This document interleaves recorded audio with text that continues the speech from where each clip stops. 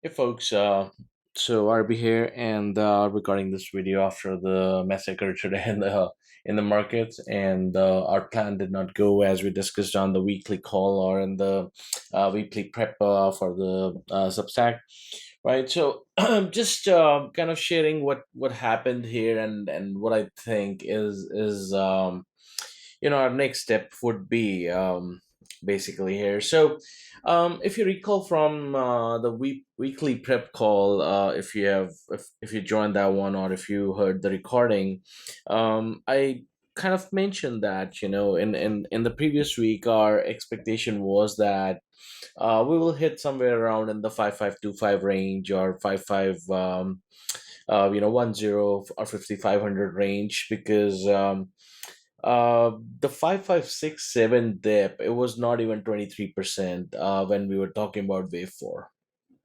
right? And that 23% is measured from this wave 2 bottom to the wave 3 top, right? So we talked about that, but our assumption overall was that it has tried a couple of times, it has failed, and now we are at the top again for the third time in the same range. So our assumption stayed that okay, probably we are gonna get a small dip, and and we are just gonna rip from here, right?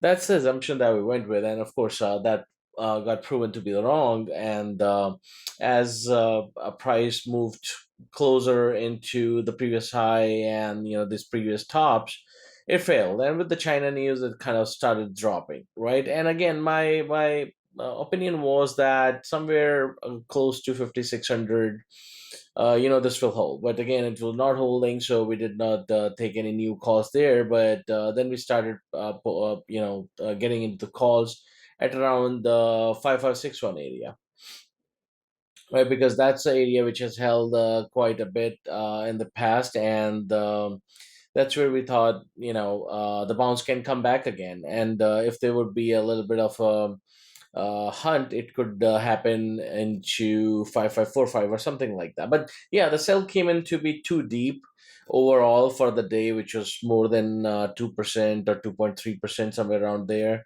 for SPX US 500, right? But when you see overall, though this was a sharp dip, and if this is a C leg of the flat that we talked about, and this can still be flat, right? So if I have to count it still, so one, two, three, four, five, and then A, B, and C, right? So it's still a flat wave, and I do not see a reason to not believe that a new high can come. So that's my view on SPX. But I'll share the other side of the story when it comes to QQQ, and more precisely things like NVIDIA or SMH, which can be concerning, and you kind of will be thinking that okay, the same retracement levels does not apply to those things. While SPX may look good, tech is not cooperating well so much, right? So that's kind of a concern, and we'll look into those charts in a bit,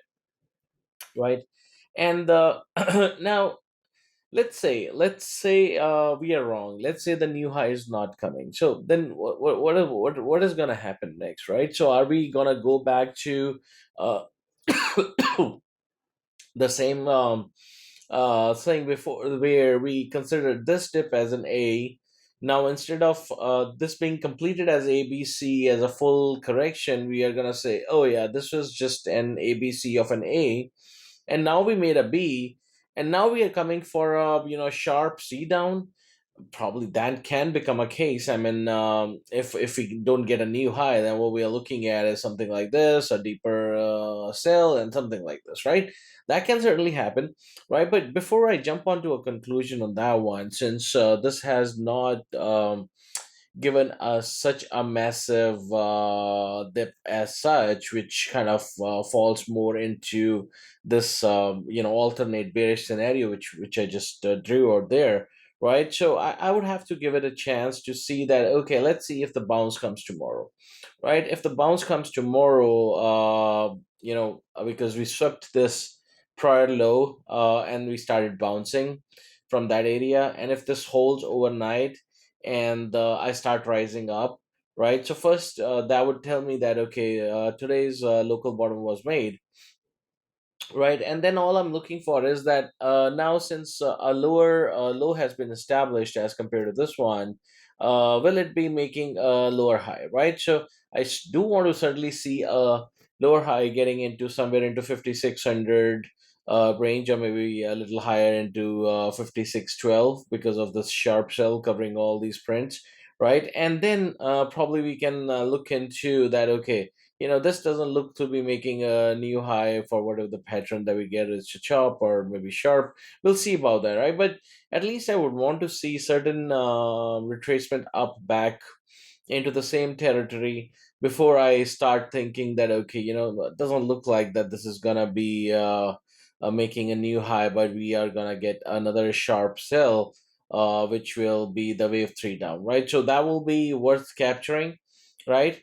But if today marks the bottom and again we have a sharp rally, we are able to count five waves up, and that five waves may or may not hit the top, may just still be in the similar area of 5620, 5614, and then we have to look into, if we can count those five waves up, then we need three waves down as as a wave one and two of that fifth wave, right? So that was the original plan anyway, that okay, we are expecting that this was a one and two of the fifth wave, but with this cell, certainly that part kind of canceled, and now we have to see if we build that thing again, or is it gonna be just a partial retracement and then we sell down. But now, if we open much more further down tomorrow at, like, let's say 54, 58, though it's still 38% on US 500. Now, when I look into QQQ, any further sharp sell below this 50%, I mean, that's gonna start hitting my kind of invalidation, though the invalidation generally happens when the wave 4 gets into the wave 1 area, but this is too deep already, right? And I would not be comfortable with such a look on QQQ where it's already hitting like the lows of 454 right now. Like I said, it's still within the wave 3, oh sorry, wave 4 range, so nothing really changes here on the QQQ either, and we can still get the new high. And another important thing to remember here is that okay, though SPXL, like I explained, okay, we got a five waves down, and that can be start of a new wave down all the way back to 5100 or below. But if you look here, I mean, this doesn't make much sense either, right? So you got this three wave cell, a bounce, and then another five waves here, right? So this is either something very um, complex going on in terms of the complex corrections for a wave four, but this is not simply your impulse wave down, right? So I have to look at the multiple aspects of what kind of price structure is being built when these drops are happening. So this is a way to chop to be an impulse, though today's leg is certainly impulsive. Now, I'm not looking at saying that, okay, this was probably one of some kind, which it doesn't make much sense right now. But then, oh yeah, it's gonna do a 1 2 1 2 and then sell again, right? So again, there are many hypotheses that you can put when you're looking at the counts.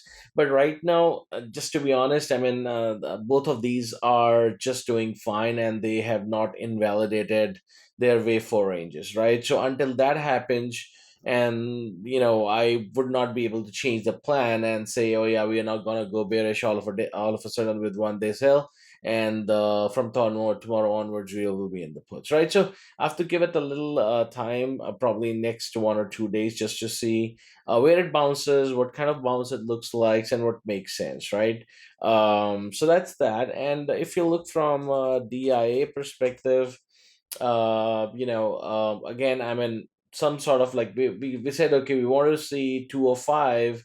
Right now, I mean, if this correction is done, it's stuck at the same place where got stuck last time, which was 408, and then bounced again, right? So this is also doing some expanded flat, or probably a running flat sort of a correction here, and it can still do another wave up, right? So nothing really changed here in these three. IWM, you pretty much know that I've been very skeptical about this, but even if you look at this, this is just another three wave correction so far. And if this is wave four, this is not invalidated. This is not in the territory of one. So there is nothing to say that okay, next wave cannot be the wave five, right? So that can still happen. So all of these have not invalidated anything, though. Certainly some of you might see that the sell is aggressive, and that is aggressive in case of the flat waves where the C wave is five waves down. It looks like an impulse coming down, but that does not really mean that that the trend has changed, right? So that's that. And the only concern that we had another concern that we had was SMH, which dropped much below for being a 4, right? So it was okay when it dropped here, there was no problem. Now it is in the wave 1 territory, right? So I was just thinking about this, that okay, I don't know if SMH can keep selling alone or everything else is gonna sell, or what it means, that okay, are we gonna get this wave 4? Is this how it's gonna be? Well, like I said, a case is there. We'll see if this is what's gonna happen with the SPX, and we get a sell like this, right? Or the other alternate is that this is gonna be a little more complicated than anything else. That we get a triangle formation for SMH, where we are just making three waves down. So one, two, three, like A, B, C. Then we do A, B, and then we do C. Then another leg with three waves down, and we keep chopping while SPX does its or QQQ does its fifth wave along with this leg, and then SPX and QQQ goes in correction, and this also comes back in the correction along with that, right? And we just keep within the triangle while we get ready to complete those waves on the other front, right? So keeping an open mind here on both sides. Let's see where we bottom for this first leg down, what the bounce looks like before we say, oh, the top was in on Friday, or there is more to come on the upside, right? Like we have said before. So this is all what I wanted to kind of capture here for you all, and hope this helps. Thank you very much. Have a good one. Bye bye.